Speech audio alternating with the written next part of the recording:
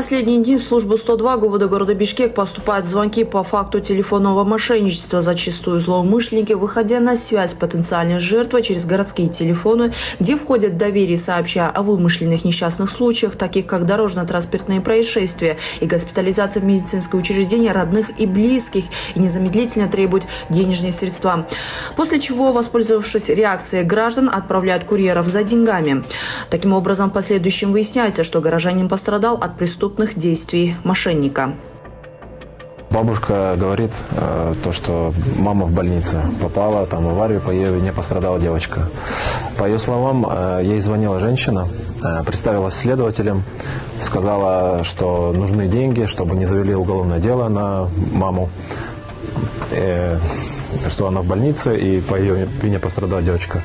Тут же я позвонил маме, мама оказывается дома. Вот. Потом выяснилось, что эта женщина отправила курьера. Через курьера, получается, бабушка передала там 200 тысяч сомов. И тут же я сообщил в милицию. Курьер оказался обычным таксистом. Когда мы посмотрели камеры, нам сказали, что номера были под ложкой. В обед где-то позвонили на городской телефон и сказали, что сестра моя родная, старшая, она как раз в это время поехала, в пути была. У нее попала под аварию, и девушка ее сбила. И она, в общем, неправильно переходила дорогу где-то. Потом говорит, сейчас мы дадим трубочку вашей сестре, тоже по городскому. И она подошла и говорит, называет мое имя плачущим голосом. И мне показалось, что это точно как она, как будто ее голос. Но плачущей, наверное, незаметно было. И говорит, я попала под аварию, в аварию попала. И вот девушку, которая меня сбила, она врезалась в остановку, говорит, сейчас мы в реанимации.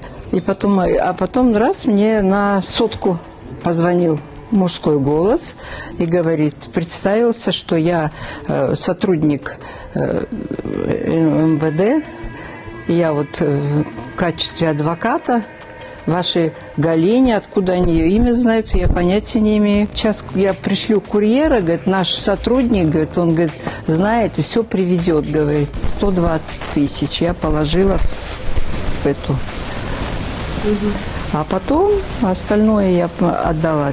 400 тысяч рублями было. В связи с чем убедительно просим вас, получив звонок от незнакомого человека, обратите внимание на то, что и как он хочет вам сообщить. Мошенники в основном стремятся теми или иными способами надавить на жертву, торопить, запутывать, угрожать возможными последствиями.